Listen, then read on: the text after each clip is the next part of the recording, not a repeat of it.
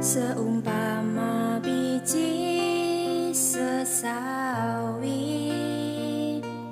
yang ditaburkan. Shalom, saudara kasih Tuhan. Kembali kita dalam renungan pagi hari ini, dan kita tetap membahas tegar di masa sukar. Dan kita akan melihat kisah dari seorang perempuan yang sakit pendarahan. Mengapa dia bisa tegar di masa sukar, bukan hanya 1 tahun, tapi selama 12 tahun dia menderita dan dia tegar, dan dia diakhiri dengan kemenangan, dia mendapatkan kesembuhan. Apa yang menyebabkan dia mengalami itu? Alkitab catat dengan jelas beberapa hal yang membuktikan bahwa dia adalah orang yang hebat walaupun dia tidak terkenal. Saudara kasih Tuhan, dikatakan dalam firman Tuhan, saya baca sekali lagi di dalam Matius 5 ayat yang ke-25. Ada di situ seorang perempuan yang sudah 12 tahun lamanya menderita pendarahan. Ini situasi yang betul-betul tidak enak selama 12 tahun. Dan hari ini kita baru 1 tahun kurang mengalami kondisi pandemik COVID-19 ini. Banyak yang sudah ambyar imannya, menjadi kondisi yang sukar, ini menjadi kita lemah dan lain sebagainya. Bagaimana caranya kita bisa menjadi kuat walaupun mungkin tidak ada uang, habis semuanya, tidak ada harapan mungkin rasanya, tetapi kita mau belajar. Wanita yang sakit 12 tahun pendarahan, dia punya bukti dia adalah orang yang tegar.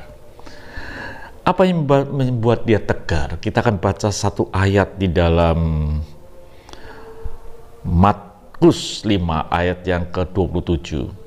Dia sudah mendengar berita tentang Yesus. Maka di tengah-tengah orang banyak itu, ia mendekat Yesus dari belakang dan menjamah jubahnya. Yang pertama yang membuat dia ini bisa tegar, hampir 12 tahun, dan dia diakhiri dengan kemenangan dalam hidupnya. Dia mengalami kesembuhan. Ada ayat yang luar biasa yang kita baca ini, yang terselip dikatakan, dia sudah mendengar berita tentang Yesus. Yang menyebabkan dia memiliki pengharapan di dalam hidupnya, karena dia mendengar berita tentang Yesus. Saudara tahu bahwa di dalam Yohanes 1 ayat yang pertama dikatakan, pada mulanya adalah firman, dan firman itu bersama-sama dengan Allah, dan firman itu Allah sendiri. Siapa firman itu? Firman itu adalah Yesus Kristus, dan itu yang didengar oleh perempuan yang sakit pendarahan 12 tahun, yang menyebabkan dia menjadi tegar. Dikatakan Yohanes 1 ayat yang 14, firman itu telah menjadi manusia dan diam di antara kita, dan kita telah melihat kemuliaannya, yaitu kemuliaan yang diberikan kepadanya sebagai anak tunggal Bapa, penuh kasih, karunia, dan kebenaran. Jelas bahwa firman itu adalah Yesus Kristus. Itu yang didengar oleh perempuan yang sakit pendarahan, sehingga dia punya kekuatan yang dahsyat. Apa yang terjadi ketika kita mendengar akan firman itu? Alkitab katakan dalam Roma 10 ayat yang ke-17, jadi iman timbul dari mendengar, dan mendengar oleh firman Kristus. Jelas sekarang bahwa perempuan yang sakit pendarahan 12 tahun, dia menjadi tegar dan kuat bukan karena dia ada yang support, tapi dia telah mendengar akan firman.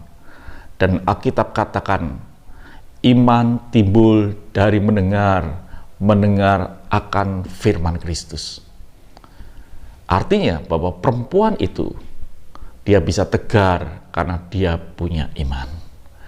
Iman bisa dimiliki oleh siapapun juga, oleh saudara dan saya. Asal kita bisa mendengar firman Tuhan dan meletakkan di dalam hidup kita, maka kita akan punya iman. Dan iman itulah yang membuatkan kita tegar.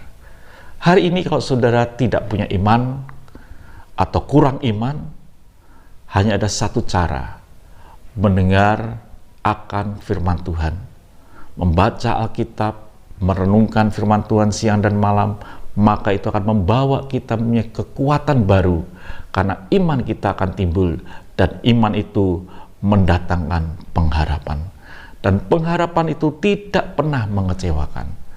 Jadi kunci yang pertama yang menyebabkan wanita yang sakit pendarahan 12 tahun dia bisa kuat dan tegar di masa sukarnya, karena dia berjumpa dengan firman, dia mendengar firman itu, dan dia punya iman dalam hidupnya. Milikilah iman dalam hidup saudara dengan mendengar akan firman Tuhan. Saudara akan menjadi orang yang tegar di masa sukar. Tuhan memberkati. Sampai jumpa esok pagi, dan tetap semangat di dalam Tuhan. Mari kita berdoa. Kami bersyukur Bapa untuk pagi ini. Berkati yang mendengarkan berita ini. Biarlah mereka mengambil keputusan untuk mendengar akan firman, sehingga iman mereka menjadi timbul, sehingga mereka menjadi tegar di masa sukar.